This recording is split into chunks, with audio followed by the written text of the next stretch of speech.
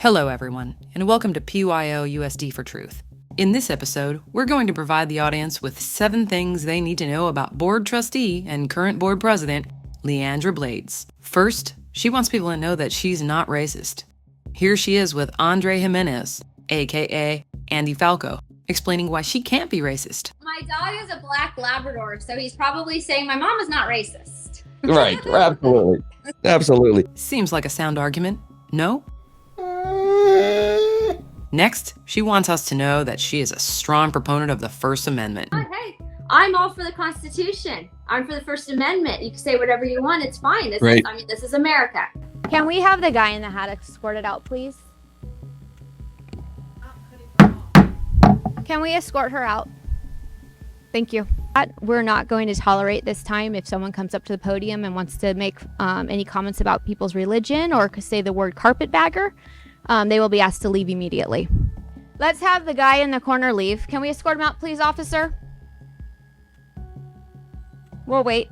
Well, when it suits her at least. In fact, her respect for the First Amendment runs so deep, it's probably why she encouraged her son to illegally sign a petition in support of the recall in Orange Unified School District. Members of the Orange Unified Recall have filed a felony criminal complaint against Frank Rodriguez and Leandra Blades for conspiring to direct a minor posing as an eligible voter to commit a fraud by knowingly and intentionally signing a fake name and address on a recall petition.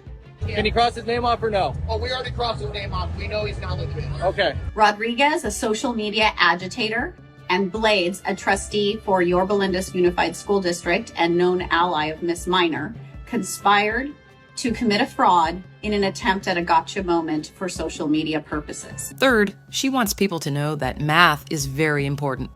And the thing too is that in other countries like in China and Russia, what are they saying? Are they spending time on these extra issues? Or are they learning, the trades? And are they learning math? And are they learning science? And are they learning how to... So we have interventions that we're doing, and it's going to be after school. And then also too, like in our middle school, and I don't think it applies to high school, it might, but middle school, you're going to have interventions as an elective. If you are behind in your math or English, then there's going to be, I'm sorry that you can't take a photo class, but we need you to succeed in math and English. Right. We need you to be at grade level. But when the board had the chance to increase the high school graduation requirements for math to compete with neighboring districts such as Fullerton Joint Union, Anaheim Union, Garden Grove Unified, and even Chino Valley Unified, this is what she had to say. I took 4 years math, and it was hell.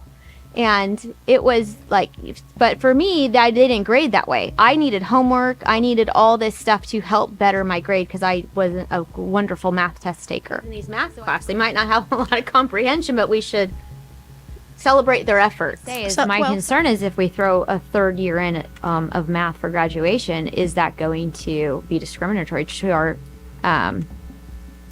to some of our students? And so the 2 years of math that we have now, if you want to stop at 2 years, and explore something else, if that's not your forte and that's not your interest. Fourth, Leandra thinks following school board bylaws is very important. Yes, and too, that is a board bylaw violation. And so myself and Sean are waiting to see what the district is going to do because we've called it out. We've told the superintendent and we've said that we want something done. I was looking through our bylaws and we have time limits. And so it's supposed to be 30 minutes for our board. And so it should be about a 6-minute board report for each of us. I won't put us on the timer, but Jeremy, can you maybe do a timer over there, like 6 minutes, and just kind of give us a head when the 6 minutes is up?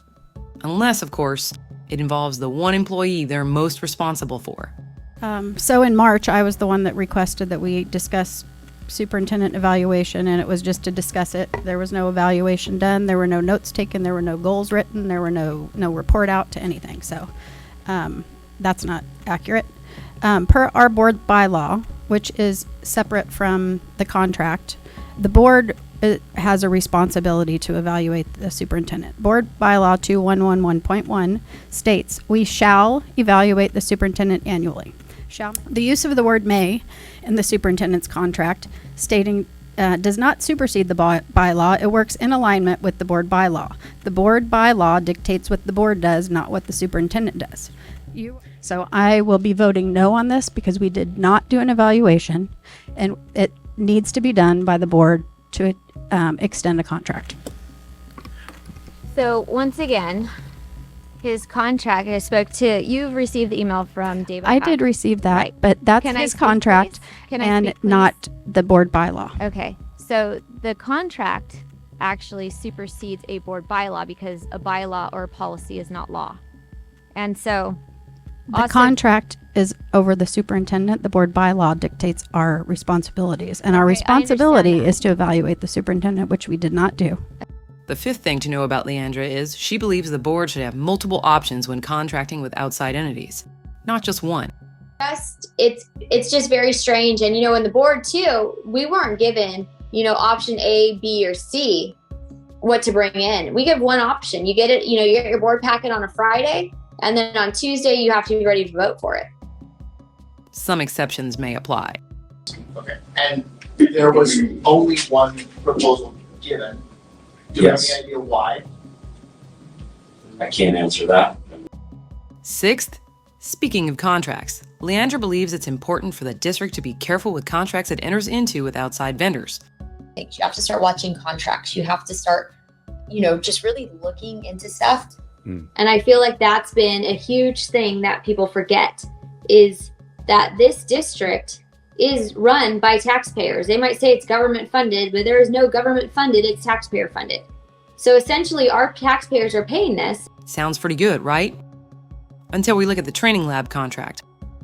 Like this paragraph that says they should always comply with state and local laws and regulations, despite the fact they're not legally allowed to do business due to unpaid taxes.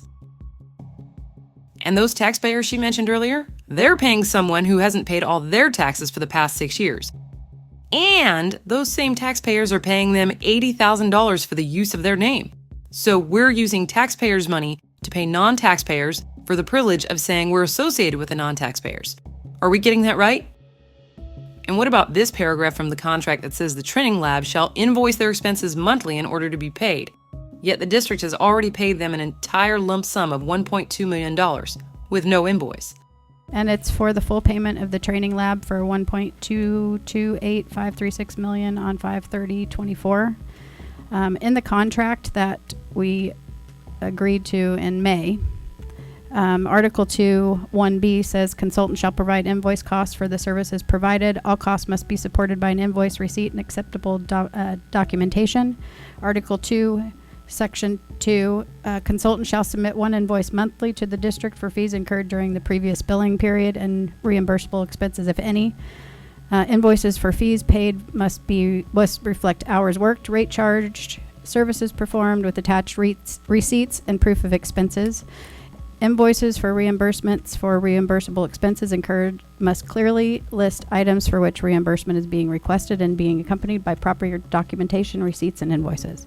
I am incredibly concerned that we have paid the training lab in one lump sum and didn't follow any of these responsibilities through our contract that was signed less than a month ago. So maybe Leandra literally meant just to look at contracts rather than actually read them. Finally, Leandra wants you to know, And I'm respectful of everybody. as you can clearly see here, Leftist parents, the stuff that the California Teachers Association sponsors and the people that they highlight on the website are communists. Every month, does the board approve donations that include field trips, supplies, materials, assemblies, books, etc., if we have that kind of money?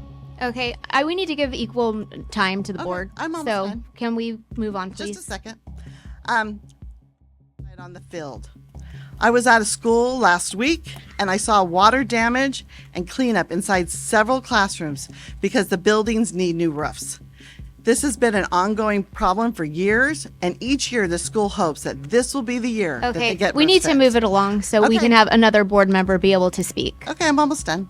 Many of the board members ran on reading, writing, and arithmetic. Can we move it along, please? Yep, I'm almost done. Because Sean, do you have anything to say? I have a few questions. Okay, not 30 though, right? Nope, just a couple. Perfect. She definitely asked a lot and covered what I don't need to. there we have it. Leandra Blades, PYLUSD School Board President, a woman of real conviction. Unfortunately, those convictions change based on whatever direction the wind is blowing.